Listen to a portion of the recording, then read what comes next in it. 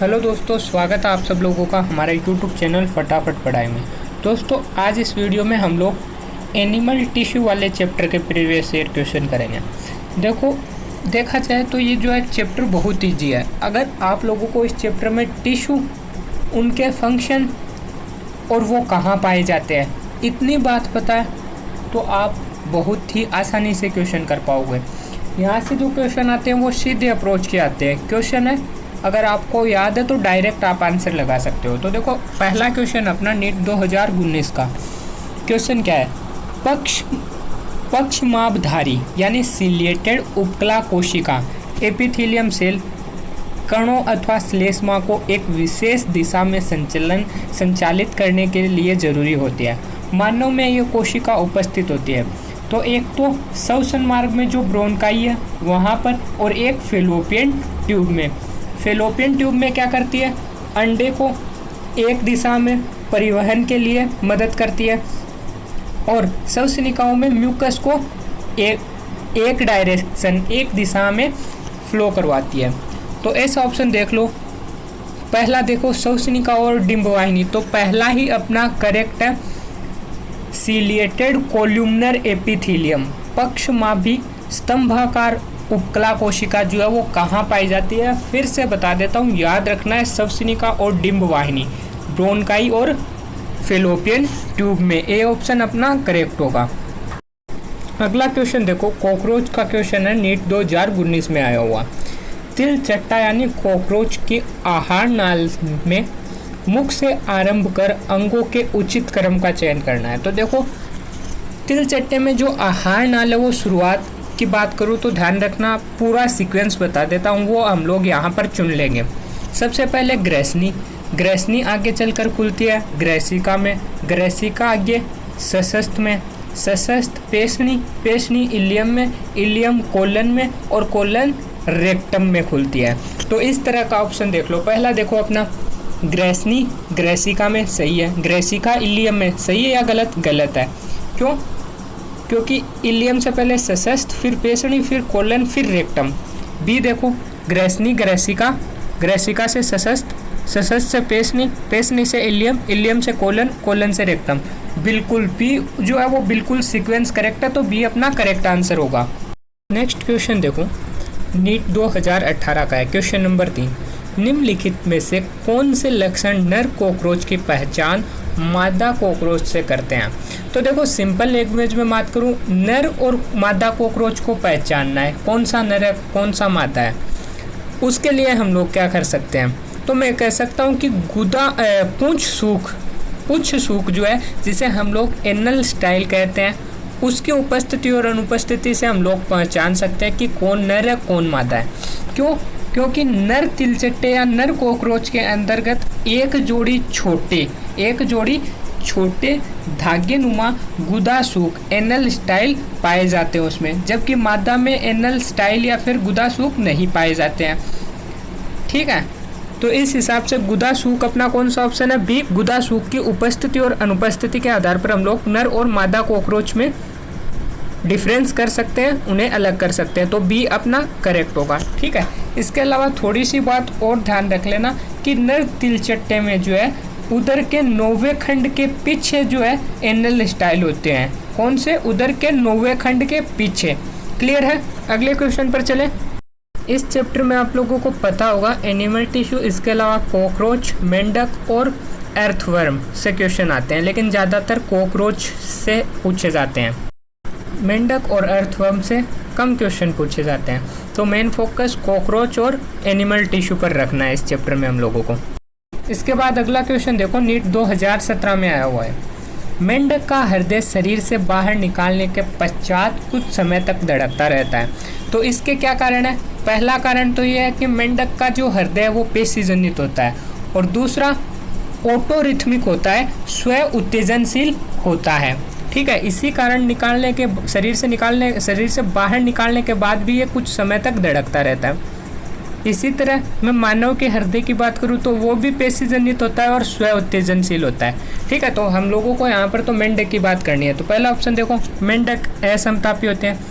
असमतापी का हृदय से कोई लेना देना नहीं है, असमतापी होते हैं, ये सच बात है। लेकिन हृदय का कोई लेना देना नहीं है, तो ए नहीं होगा। बी, मेंढक में कोई हृदय परिसंचरण नहीं होता है, ये भी गलत है। सी, हृदय पेशी जनित प्रकृति का है, बिल्कुल। और डी, स्व उत्तेजक होता है हृदय, तो सी भी सही है और डी भी सही है। सी और डी किस में है?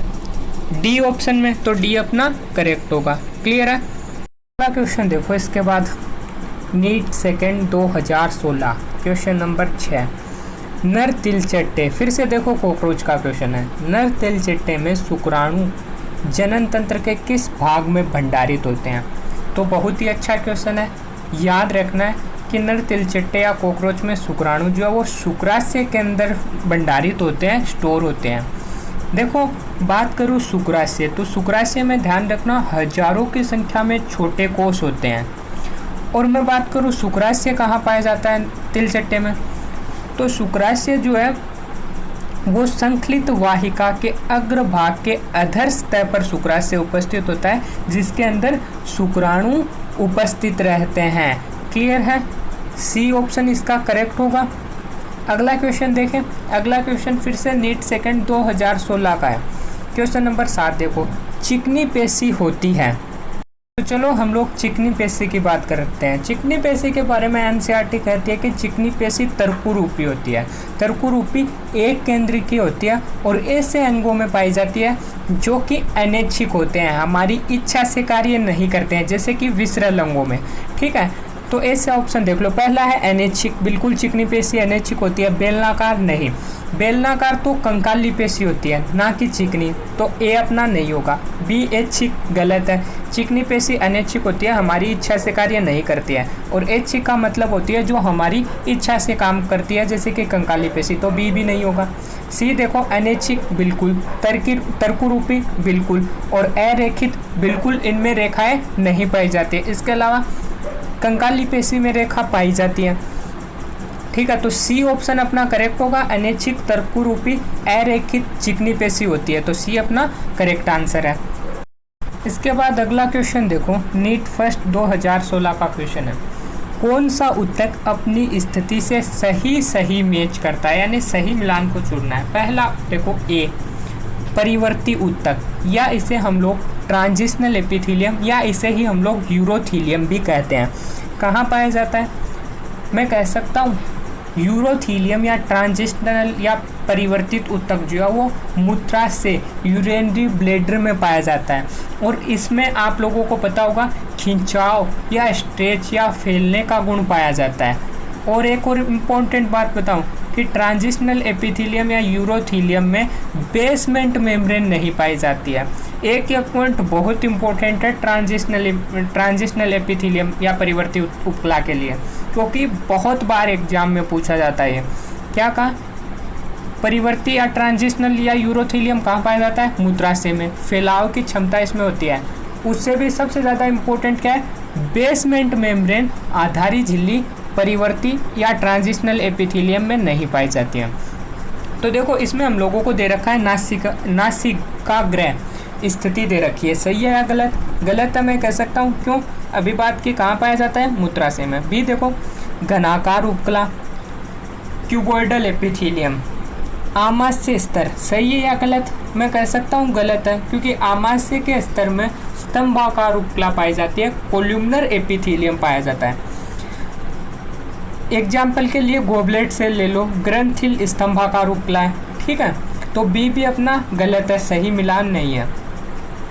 सी देखो, चिकनी पेशी। चिकनी पेशी बोल रहा है आंत्र की भित्ति। मैं कह सकता हूँ बिल्कुल सही है। आंत्र की भित्ति में चिकनी पेशी पाई जाती है जिस पर हमारा कोई नियंत्रण नहीं होता है। अनैच्छिक पेशी होती है, अपनी इच्छा से काम नहीं करती है, हमारी इच्छा से काम नहीं करती है। चिकनी पेशी, अनैच्छिक पेशी आंत्र की भित्ति में पाई जाती है, बिल्कुल सही है, तो सी करेक्ट होगा। ठीक है, नेक्स्ट क्वेश्चन देखो। नेक्स्ट क्वेश्चन है अपना नीट फर्स्ट 2016 का ही है। निम्नलिखित में से कौन सा लक्षण पेरीप्लेनेटा अमेरिकाना में नहीं पाया जाता है? सबसे पहले बात है पेरीप्लेनेटा अमेरिकाना होता क्या है? तो ये साइंटिफिक नाम है कॉकरोच का। किसका? कॉकरोच का, पेरीप्लेनेटा अमेरिकाना। और उसमें कौन सा लक्षण नहीं पाया जाता है इनमें से, वो हम लोगों को चुनना है। पहला देखो, एन एसिटाइल ग्लूकासामीन से निर्मित बाह्य कंकाल, सही है या गलत? बिल्कुल सही है। कॉकरोच में एन एसिटाइल ग्लूकासामीन से बाह्य कंकाल बनता है, पहला सही है। तो ये ऑप्शन नहीं होगा, क्योंकि जो लक्षण नहीं पाया जाता कॉकरोच में वो हम लोगों को बताना है, तो ए तो नहीं होगा। वी है खंडित देह है, यानी खंडित शरीर पाया जाता है, सही है या गलत? मैं कह सकता हूँ कॉकरोच कीट है, कीट आर्थ्रोपोडा में आता है, और आर्थ्रोपोडा जो है वो खंडित देह रखता है, खंडित शरीर रखता है। तो दो भी सही, बी भी पेरिप्लेनेटा अमेरिकाना यानी कॉकरोच का लक्षण है, तो बी भी नहीं होगा। सी देखो देह गुहा के रूप में दीर्घ गुहा, ये भी सही है। डी देखो भ्रूणीय परिवर्तन के दौरान अनिर्धारित और अरीय विदलन, सही है या गलत? मैं कह सकता हूँ यही कॉकरोच में नहीं पाया जाता है। क्यों? क्योंकि जो कॉकरोच है वो कीट है, और कीट में सतही विदलन पाया जाता है। कौन सा विदलन? सतही विदलन, और इसमें दे रखा है अरीय विदलन, तो अपना डी गलत होगा। डी गलत होगा तो डी ही सही आंसर होगा, क्योंकि जो नहीं पाया जाता है वो बताना था, तो इसका अपना आंसर क्या है? डी। के बाद अगला क्वेश्चन देखो 2015 का है, गैप जंक्शन का कार्य क्या है? तो देखो गैप जंक्शन जो है वो दो पड़ोसी कोशिका में पाया जाता है, और ये क्या करता है? ये छोटे अणु, कुछ बड़े अणु, आयन को एक कोशिका से दूसरी कोशिका में स्थानांतरण करता है। तो गैप जंक्शन का कार्य पहला देखो ए, पड़ोसी कोशिकाओं के बीच संप्रेषण में मदद करने के लिए, बिल्कुल सही बात है। अगला देखो कोशिकाओं को जोड़े रखने के लिए, ताकि आयन, छोटे अणु और कुछ बड़े अणु तीव्र गति से स्थानांतरित हो सके, तो पहला ही अपना सही है, तो ए अपना करेक्ट आंसर है। क्लियर? अगले क्वेश्चन पर चले। अगला क्वेश्चन देखो इसके बाद 2015 का ही है, क्वेश्चन नंबर 11। तिलचट्टा यानी कॉकरोच की शरीर कोशिकाएं अपने नाइट्रोजनी अपशिष्ट को हीमोलिम्फ में प्रधानतः इस रूप में डाल देती हैं। पहला है पोटेशियम यूरेट, दूसरा यूरिया, तीसरा कैल्शियम कार्बोनेट, चौथा है अमोनिया। तो देखो कॉकरोच में उत्सर्जन के लिए क्या पाई जाती है? मेलपिगियन ट्यूबुल, मेलपिगियन नलिका, ठीक है। और ये मेलपिगियन नलिका आप लोगों को पता होगा कि उपापचय अपशिष्ट जैसे कि पोटेशियम यूरेट, सोडियम यूरेट, जल, कार्बन डाइऑक्साइड को रक्त से अवशोषित करती है, ठीक है। तो इस हिसाब से अपना इसका आंसर कौन सा होगा? पोटेशियम यूरेट ए होगा। क्लियर है? अगले क्वेश्चन पर चले। इसके बाद अगला क्वेश्चन है, देखो क्वेश्चन नंबर 12, सही मिलान को चुनना है। पहला है कंडरा या टेंडन। टेंडन का कार्य क्या होता है? हड्डियों को पेशियों से जोड़ना। इसके अलावा हड्डियों को हड्डियों से जोड़ने का कार्य लिगामेंट का होता है, स्नायु का होता है। तो टेंडन या कंडरा हम लोगों को दे रखा है और बोल रखा है विशिष्ट संयोजी ऊतक है। तो टेंडन क्या होता है? टेंडन जो है वो घना संयोजी ऊतक का प्रकार है, तो पहला अपना नहीं होगा। दूसरा देखो वसा ऊतक, घना संयोजी ऊतक दे रखा है, सही है या गलत? मैं कह सकता हूँ गलत है। वसा जो है वो लूज कनेक्टिव टिश्यू, ढीले संयोजी ऊतक का उदाहरण है, तो बी भी अपना गलत है।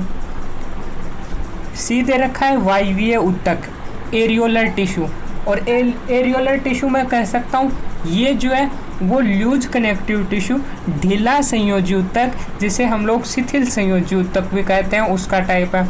तो सी अपना शिथिल संयोजी ऊतक, वायवीय ऊतक बिल्कुल करेक्ट है, तो सी अपना इसका आंसर होगा, ठीक है।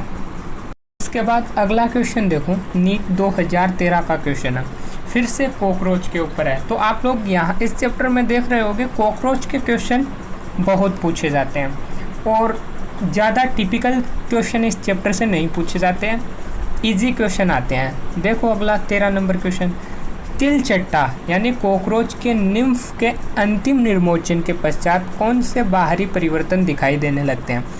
तो देखो कॉकरोच की अगर मैं बात करूँ तो उसमें जो विकास है वो पैरामेटाबोलस टाइप का होता है। किस टाइप का होता है? पैरामेटाबोलस टाइप का।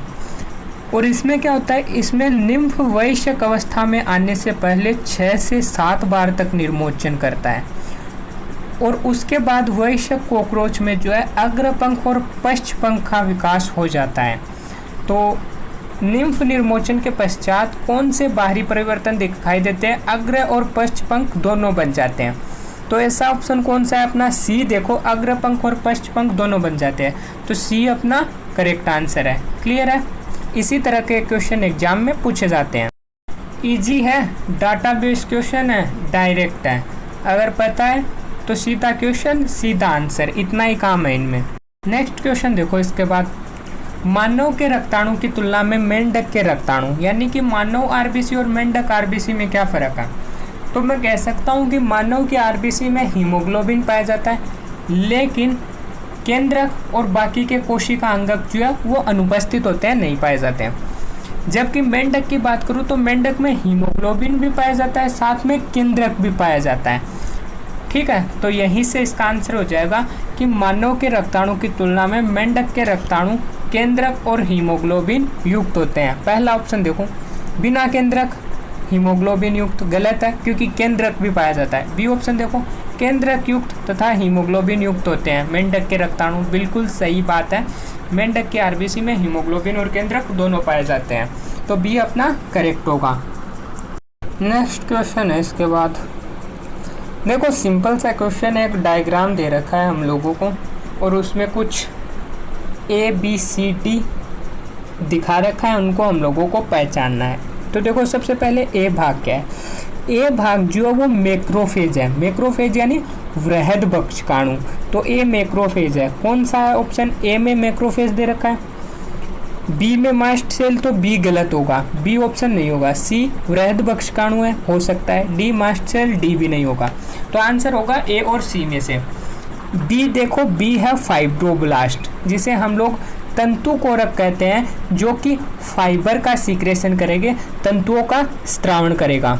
ठीक है, तो बी जो है वो फाइब्रोब्लास्ट है, तंतु कोरक। तो ए में बी भाग तंतु कोरक दे रखा है, जबकि सी में कोलेजन रेसे, तो सी भी नहीं होगा। आंसर अपना यहाँ से आ गया है, क्या होगा, ए ऑप्शन इसका करेक्ट होगा। इसके अलावा बी और सी आप लोग देख लेना, बी जो है वो कोलेजन रेसे दे रखा है, डी मास्ट सेल। और आप लोगों को पता होगा ये जो डायग्राम है वो डायरेक्ट एनसीईआरटी से उठा कर दिया गया था, तो एनसीईआरटी के डायग्राम भी हम लोगों को अच्छे से देखना है एक एक को, और उनकी नेमिंग भी देख लेना कहाँ पर क्या है। इसके बाद अगला क्वेश्चन देखो, अच्छा क्वेश्चन है। वह कौन सा लक्षण है जो मानव और वयस्क मेंढकों दोनों में समान पाया जाता है।